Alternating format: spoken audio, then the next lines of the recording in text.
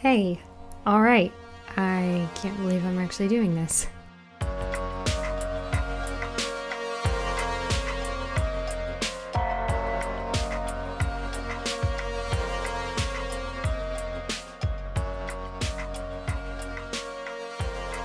Here we go. I'm Aimee. I'm an indie artist. I have a couple songs released. I know what it's like to release music and want to release music and feel really overwhelmed. So I just kind of wanted to share the process a little bit and hopefully inspire other musicians out there and inspire music lovers to, I guess, just dig into the music they listen to a little bit more and kind of get a behind the scenes view on the process. So currently, my project, what's been happening, I guess, I released a couple songs like 2.5 years ago. After that, I got really sick and just kind of overwhelmed and burned out. And I just stopped working on music for a while. I mean, my husband and I, we work together on music, and we've kind of been doing some stuff, but really just been on pause, trying to focus on my health and just overall well-being and learning how to do things differently so I don't burn out again. And that brings me to today. So I had a friend share with me this podcast episode, and this has kind of inspired my current project and what I want to talk about today. So the podcast is Creative Pep Talk. In the podcast episode, it's episode 395. It's called When You Feel Your Only Shot on Social Media is to Become Someone Else, Do This Instead. And just shout out to this podcast, the creators of this podcast. And because I just found it to be really inspiring. And he basically, to kind of sum it up, my takeaway was he talked about social media and, using social media in a way that resonates with you and what you do, what your art is. So he had a question come in from a musician, an indie artist, and he talked about, I wish I could remember his name right now. I'm sorry, I really can't, and I don't see it in the show notes. Here we go, Eric Nuzum. Yeah, so he talked about how artists really should be using Spotify as social media and thinking about Spotify as a social media platform, instead of trying to show up on Instagram and, or whatever other platform and basically try to force experiences that don't necessarily resonate with that platform in terms of what you were doing and the art that you were creating. He was like, if you're making music, like, you should be focusing on Spotify. And I thought this was really interesting, especially in light of, Spotify's like royalty payout structure and all the hoopla with that. But I think there's a really good point there. And I'll be honest, I don't really hate Spotify. I don't know, I've never really viewed it as a way where I'm primarily going to be making money. I've always viewed it as just like a tool and a platform to get new people to hear your music. Obviously feel free to look me up. At the time of writing this episode, I have like 17 monthly listeners. So, like I said, I've been taking the last at least year or so off. I've been trying to post on Instagram, and I've realized how much that is just an exhaustive thing to do. It's really fast-paced. I'm not a fast-paced person. I'm guessing that a lot of other artists feel that way as well. I really like to think deeply. I like long-form content, and so I kind of just realized, what am I doing focusing on short-form content when I don't even like consuming that kind of content, So how am I supposed to like make it in a way that seems authentic and have other people resonate with it? So anyway, all of this basically comes from that podcast episode. So thank you to that podcast and to Eric for this inspiration.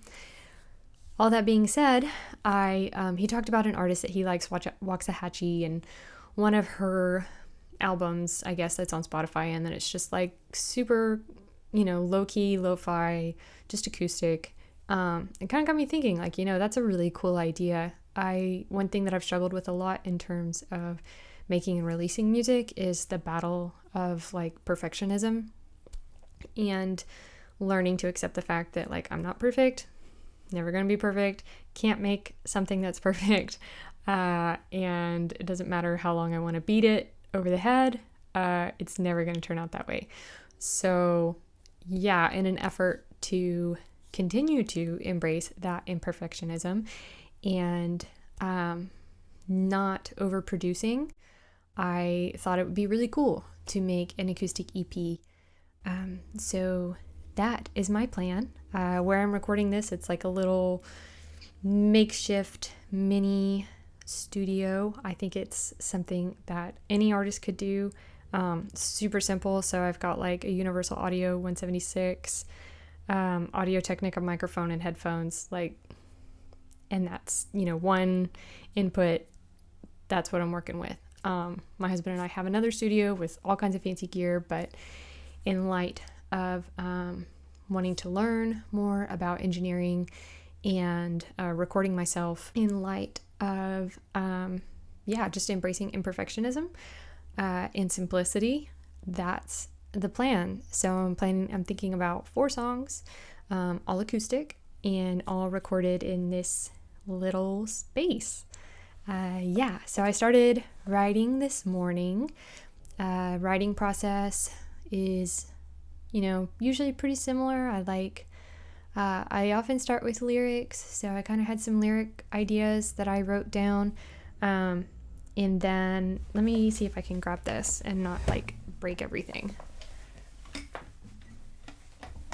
Got this classical guitar that my husband picked up, I think, at like a thrift store or something, or like a used, whatever those things are called, pawn shop or something like that.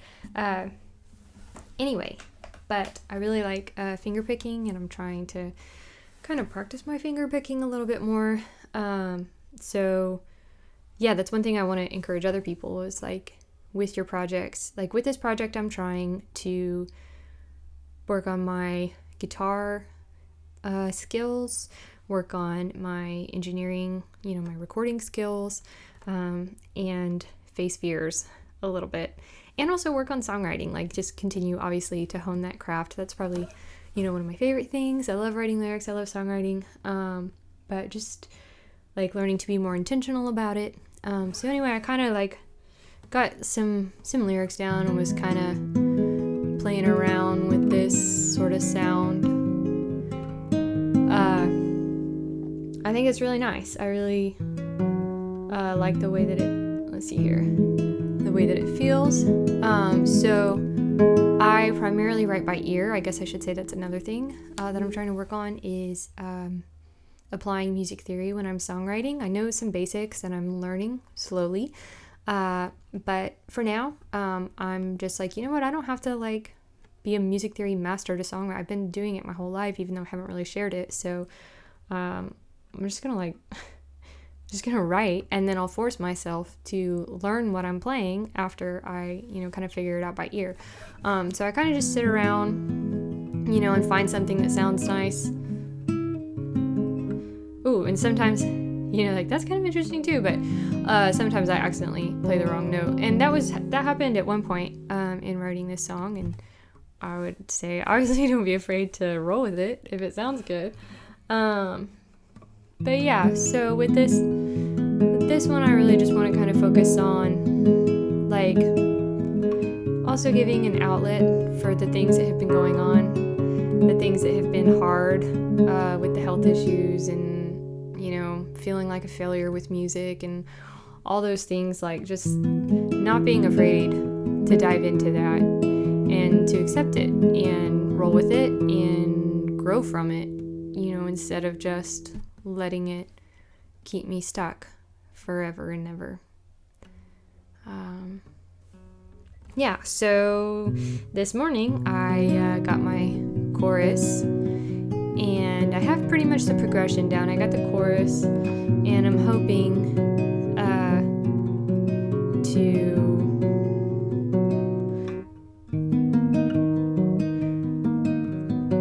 that's one thing that I was trying to like get down was the, which might be easier for some people, but for me, I kind of had to sit with it for a little bit, but I really liked the way it sounded, so I forced myself to figure it out. Yeah, this is kind of meandering, but I guess that's how a vlog is supposed to be. So I hope that there's something valuable in here for you guys, and I'll keep rocking and rolling. Basically, I want to start this vlog just kind of sharing the process of making the EP, ups and downs, and where I get stuck or what I'm inspired by, all that kind of stuff. Maybe making coffee here and there, something like that. Anyway, yeah, mostly what I want the takeaway to be is just don't let yourself get stuck, and don't be afraid to be vulnerable. And you know what, you're not perfect, I'm not perfect, and it's okay.